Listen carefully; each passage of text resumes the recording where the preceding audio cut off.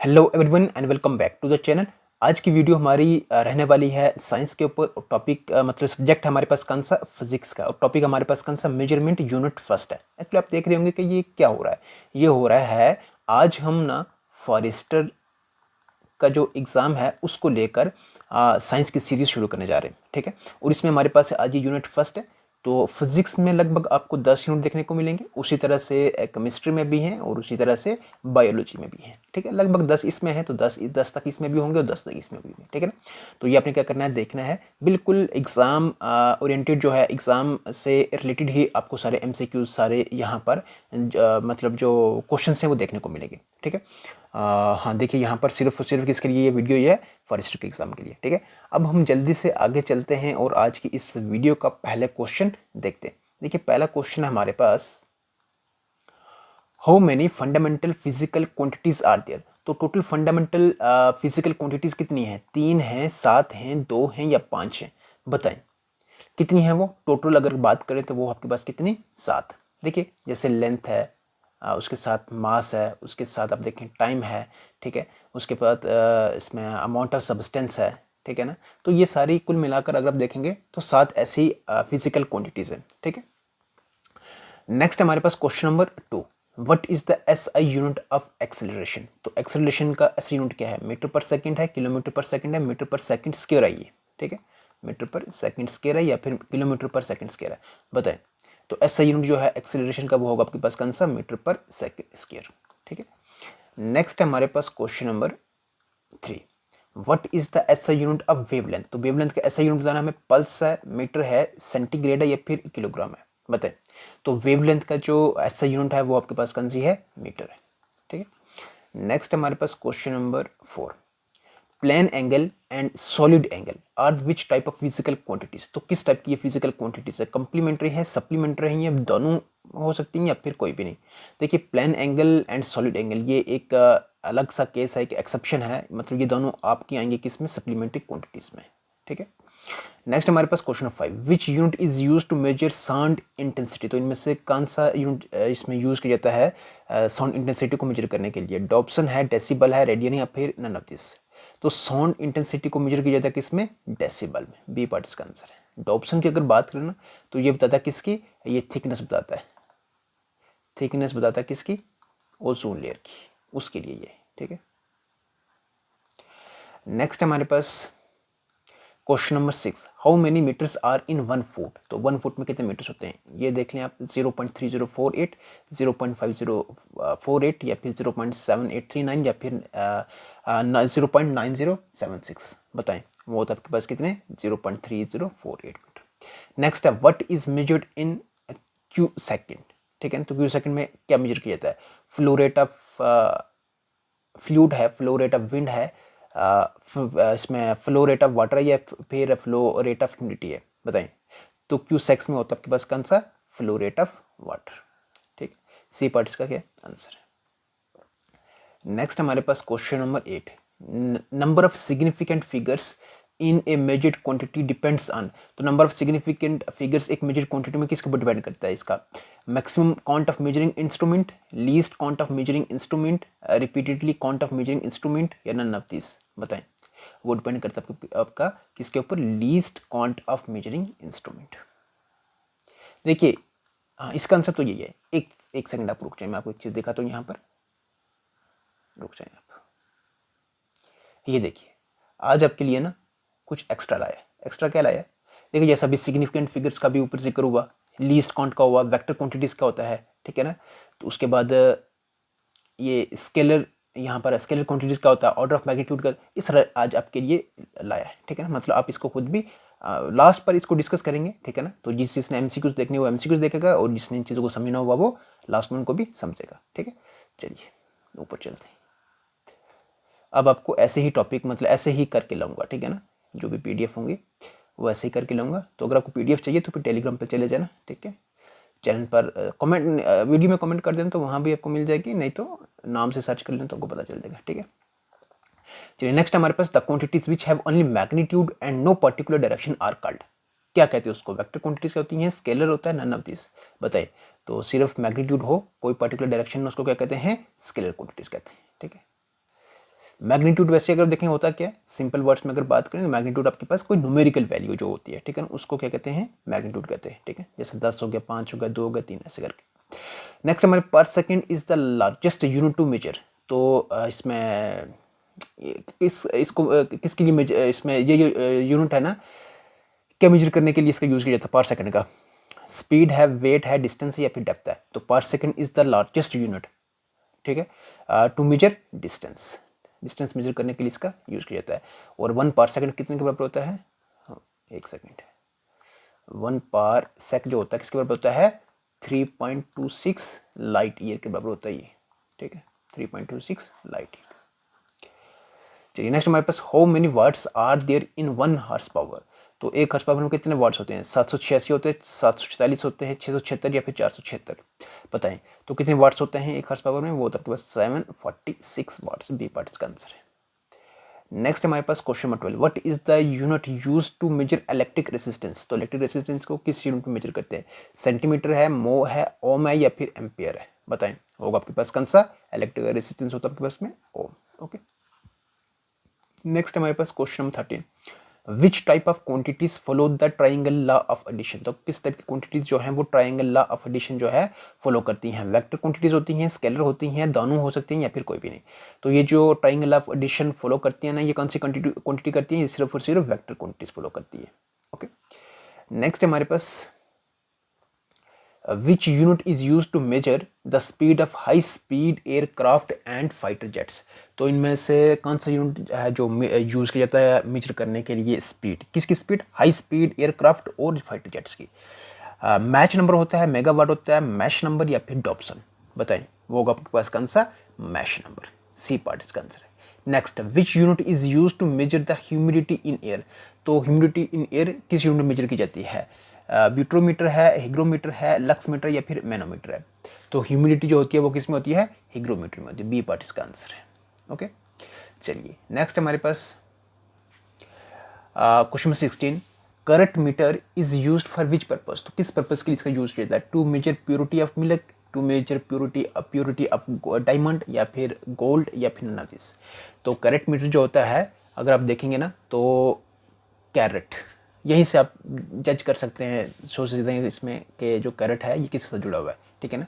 तो आपके पास कौन सा होगा? To measure purity of gold, ठीक है ना। हाँ, 24 कैरेट का होता है क्या, जो पूरा 100% ओरिजिनल गोल्ड होता है, ठीक है ना। नेक्स्ट हमारे पास which instrument measure electrical activity of brain. तो इनमें से कौन सा इंस्ट्रूमेंट यूज इसमें मेजर करता है? ये ऑप्शन है हमारे पास इलेक्ट्रोएन्सेफेलोग्राम, हाइग्रोमीटर, ब्यूट्रोमीटर या फिर लक्समीटर, बताएं। होगा आपके पास कौन सा? A part, electroencephalogram. Okay. Next हमारे पास question number 18, what is the manometer used for. तो मैनोमीटर यूज्ड फॉर ऑप्शन है हमारे पास to measure pressure of liquid only या फिर to measure pressure of gases only या फिर to measure pressure of liquid and gases या फिर नन ऑफ द अबव।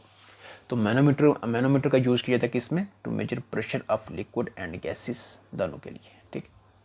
चलिए नेक्स्ट हमारे पास which instrument is used to measure the temperature of distant objects. तो डिस्टेंट ऑब्जेक्ट्स का temperature को मेजर करने के लिए कौन सा इंस्ट्रूमेंट यूज होता है? पायरोमीटर है, हाइड्रोस्कोप है, इसमें हाइप्सोमीटर है या फिर टेलीस्कोप है। तो कौन सा होता है? वो तो आपके पास कौन सा? पायरोमीटर। ए पार्ट इसका आंसर है। Next, theodolite is use to measure. इसका यूज किया जाता है किस चीज़ को मेजर करने के लिए? एंगल इन हॉरिजॉन्टल प्लेन्स में, एंगल इन वर्टिकल प्लेन्स में, angle in horizontal and vertical planes में या फिर नन ऑफ दिस। तो theodolite is use to measure angle in horizontal and vertical planes, ठीक है। सी पार्ट इसका आंसर। नेक्स्ट हमारे पास question number 21, natural gas is commonly measured in. तो किस में मेजर किया जाता है? केजी में, सेंटीग्राम में, क्यूबिक मीटर में या फिर क्यूबिक फुट में। तो नेचुरल गैस जो है ये मेजर की जाती है किसमें? क्यूबिक फुट में। डी पार्ट इसका आंसर है। नेक्स्ट हमारे पास question number 22, which instrument is use to measure heating power of radiation. तो इनमें से कौन सा इंस्ट्रूमेंट जो है यूज किया जाता है हीटिंग पावर ऑफ रेडिएशन को, इसमें मतलब हीटिंग पावर रेडिएशन को मेजर करने के लिए कौन सा इंस्ट्रूमेंट यूज होता है? बताएं। निफोस्कोप होता है, माइक्रोस्कोप होता है, एक्सोनोमीटर होता है, फिर एक्टिनोमीटर होता है। वो कौन सा होता है? वो तो आपके पास कौन सा?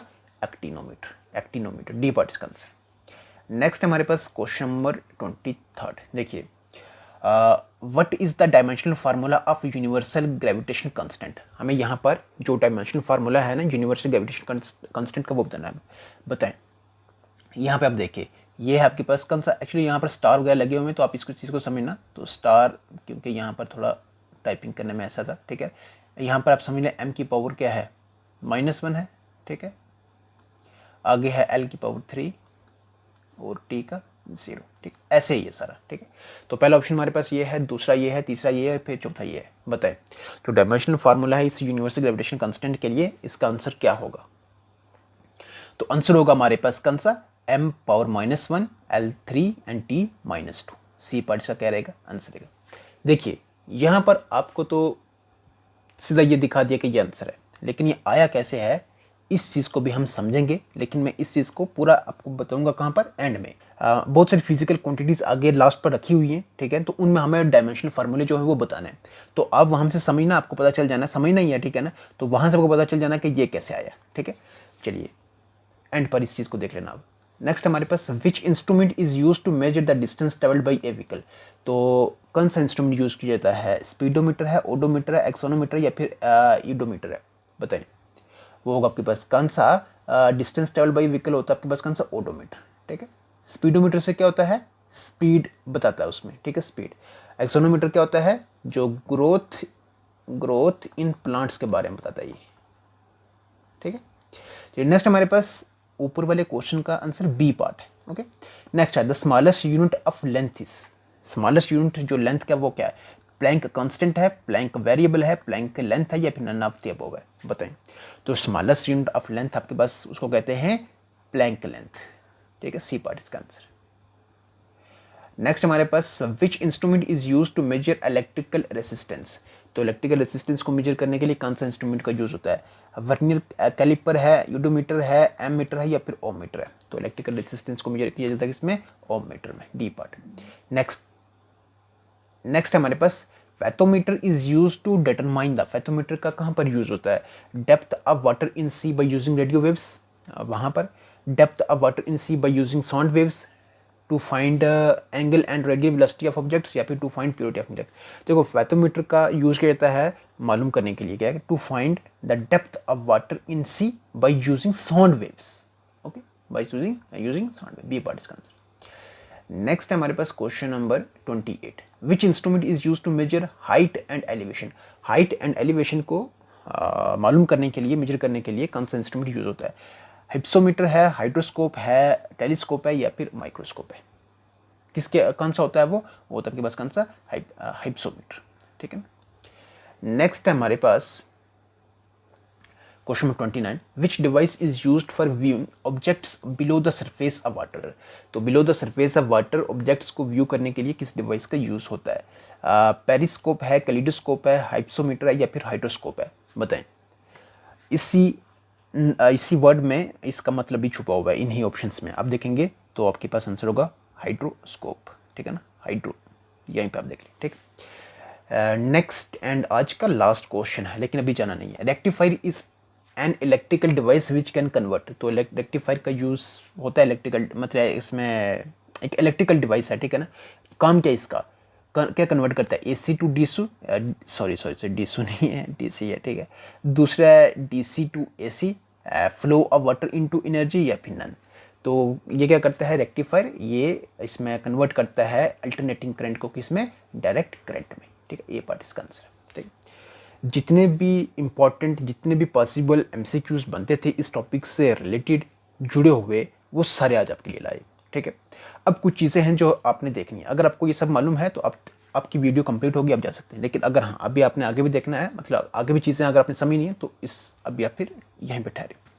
अब हमारे पास देखिए, एक सेकेंड मुझे यहाँ से एक सेकेंड, हाँ चलिए देखिए, सिग्निफिकेंट फिगर्स का होता है।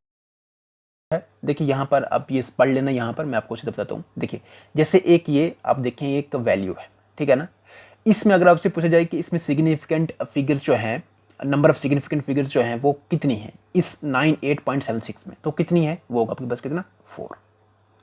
आगे आप खुद समझ जाएंगे यहाँ पर। अब आगे वाली ये एक वैल्यू है, इसमें बताना है कि इसमें सिग्निफिकेंट जो फिगर्स है, नंबर ऑफ सिग्निफिकेंट फिगर्स है वो कितनी है।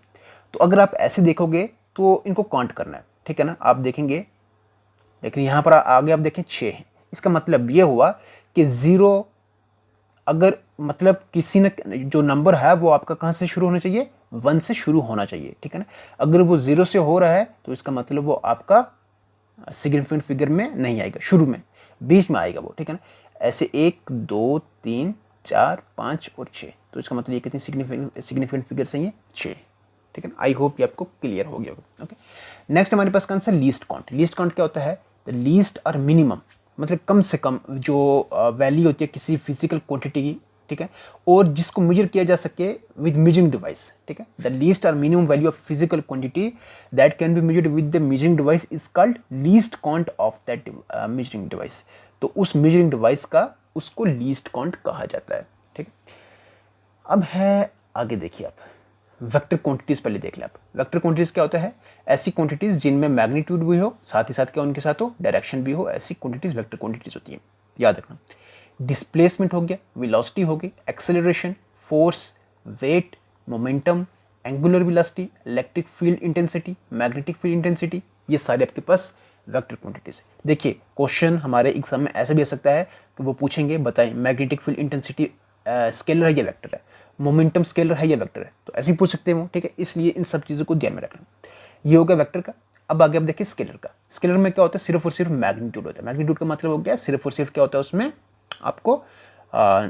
नेक्स्ट हमारे पास ऑर्डर ऑफ मैग्नीट्यूड कहता है कि when A quantity is express in the form of nearest power of 10, जब हम क्या करते हैं किसी क्वांटिटी को उसकी नियरेस्ट पावर ऑफ 10 में क्या करते हैं, एक्सप्रेस करते हैं, ठीक है, then the value nearest to power of 10 is called the order of magnitude of that number.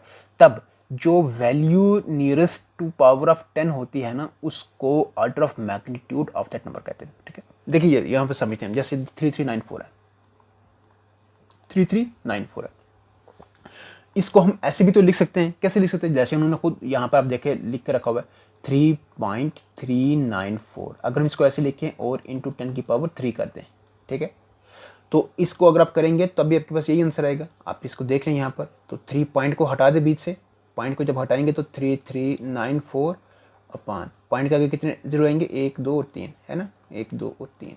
यहाँ पर 10 का 10 मतलब जीरो कितने 3 है, तो ये देखिए ये खत्म हो जाएगा, ये वापस आ जाएगा, ठीक। हाँ चलिए, आई होप ये भी आपको क्लियर हो गया। अब हम चलते हैं यहाँ पर, एक इम्पॉर्टेंट है ये, ठीक है, इस चीज़ को आपने मिस नहीं करना है, ठीक है। मैं 1 2 ही आपके साथ यहाँ पर डिस्कस करूँगा, उसके बाद आपने खुद ये ट्राई करना है, बट मैं यहाँ पर आपको बता देता हूँ। देखिए 1 सेकेंड,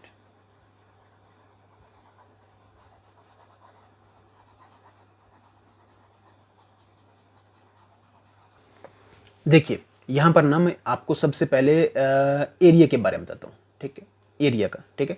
एम क्या हो गया आपके पास, देखिए यहाँ पर सभी में आपको MLT दिखेगा। एम हो गया मास, एल हो गया लेंथ, टी हो गया आपके पास टाइम, ठीक है। एरिया की अगर बात करें तो एरिया को किस तरह से मेजर करते हैं, लेंथ इंटू ब्रेथ होता है, ठीक है ना।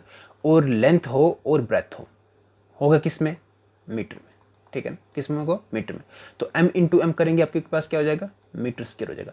अब ये जो मीटर स्क्वायर है, मीटर आएगा किस में, ये मास में आएगा, लेंथ में आएगा, ये टाइम में आएगा, ये आएगा किस में आपके पास, ये हमेशा आएगा लेंथ में, ठीक है ना, किस में आएगा, लेंथ में।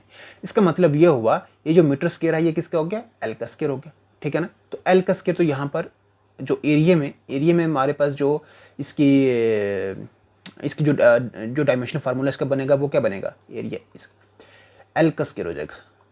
एम कितना हो जाएगा, एम है ही नहीं है कुछ यहाँ पर, 0, ठीक है ना। और टी भी यहाँ पर कितना हो जाएगा, 0 हो जाएगा, ठीक है। एरिया में हमारे पास सिर्फ क्या निकलेगा, ये निकलेगा, बस ये आंसर है हमारा, ठीक। अब मैं एक और करता हूं, देखिए एक्सेलरेशन को हम कर लेते हैं। तो एक्सेलरेशन होता है क्या आपके पास, एक्सेलरेशन होता है चेंज इन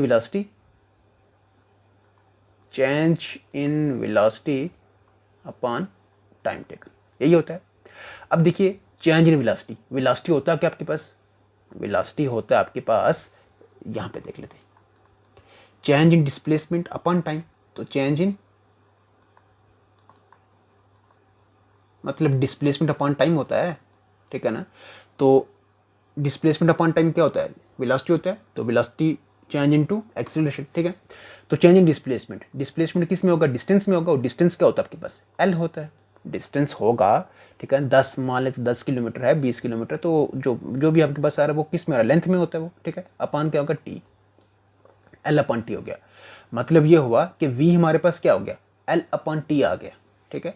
तो अब हमारे पास यहाँ पर ए कितना हो जाएगा, a is equal to change in velocity. तो चेंज इन वेलोसिटी वी हमने निकाल दिया अभी, वी हमारे पास कितना आया, एल अपन टी आया, कितना आया, एल अपन टी। यहाँ लिखेंगे एल और अपन लिखेंगे टी, ठीक है जी। ये हो गया हमारे पास, ऊपर वाला हो गया। अब आगे बचा हमारे पास कौन सा, ये टी। अब यहाँ पर हम डाल देते मल्टीप्लाई और 1 अपन टी कर देते। देखिए ये 1 अपन टी करने से आप नीचे भी करते तब भी आपका वैसे बनता है, लेकिन इससे आसान रहेगा आपका, ठीक है ना। देखिए चेंज इन वेलोसिटी है ना, जैसे मैं यहाँ पे लिख लेता हूँ चेंज इन वेलोसिटी, ठीक है, अपॉन आपके पास टाइम। तो मैं इसको ऐसे भी लिख सकता हूँ ना, 1 upon t into change in velocity. इन दोनों को मल्टीप्लाई करोगे तो वापिस यही बन जाएगा, ठीक है। तो हमारे पास क्या बनेगा यहाँ पर, ये देखिए क्या बनेगा, L इंटू 1 करें क्या होता है, L अपान टी इंटू टी करें कितना हो जाएगा, टी स्क्वायर। तो L अपान टी स्क्वायर। अब जब L अपान टी स्क्वायर है तो टी स्क्वायर के ऊपर लेकर जाओ, L वैसे रहेगा, टी स्क्वायर का ऊपर जाके ये -2 हो जाएगा, ठीक है। L t -2 और M हमारे पास कहाँ क्या है, यहाँ पर M है ही नहीं हमारे पास कुछ भी, तो इसका मतलब हमारे पास M0 होगा, ठीक है, M0 होगा, L 1 होगा। 1 लिखें या ना लिखें उससे कोई फर्क नहीं पड़ा, लिखेंगे तब भी कोई ज़्यादा कोई मसला नहीं है, ठीक है। एंड टी हमारे पास क्या होगा, -2। ये हो गया आपके पास कौन सा, इसका डायमेंशनल फार्मूला, ओके। उसी तरह से एक और कर लेते हैं। देखिए यहाँ पर हमारे पास कौन सा, फोर्स क्या होता है आपके पास, फोर्स होता है आपके पास इसमें मास इंटू एक्सेलरेशन, ठीक है। तो मास अभी हमने करा है तो मास m से ही वैसे जैसा है वैसे रखते हैं इसको, m इंटू एक्सेलरेशन अभी हमने निकाल के रखा। अभी एक्सेलरेशन देखिए यहाँ पर क्या है, ये निकाला हमने L अपन टी स्क्वायर, ये निकला ना हमारे पास L अपन टी स्क्वायर, ये क्या निकला, एक्सेलरेशन है, ठीक है ना। तो L अपन टी स्क्वायर, ठीक है। तो इसको ऐसे कर दो, m वैसे रहेगा इंटू L और इंटू टी का स्क्वायर है, ऊपर आके क्या जाएगा, टी की पावर -2 हो जाएगी। ये आपके पास बन गया डायमेंशनल फार्मूला। सभी को ऐसे ही करना है, ठीक है। चलिए एक और कर लेते हैं, ठीक है। जैसे होता है वर्क, ठीक है ना। तो वर्क किसके बराबर होता है, वर्क होता है आपके पास किसके बराबर, फोर्स इंटू डिस्प्लेसमेंट, ठीक है जी।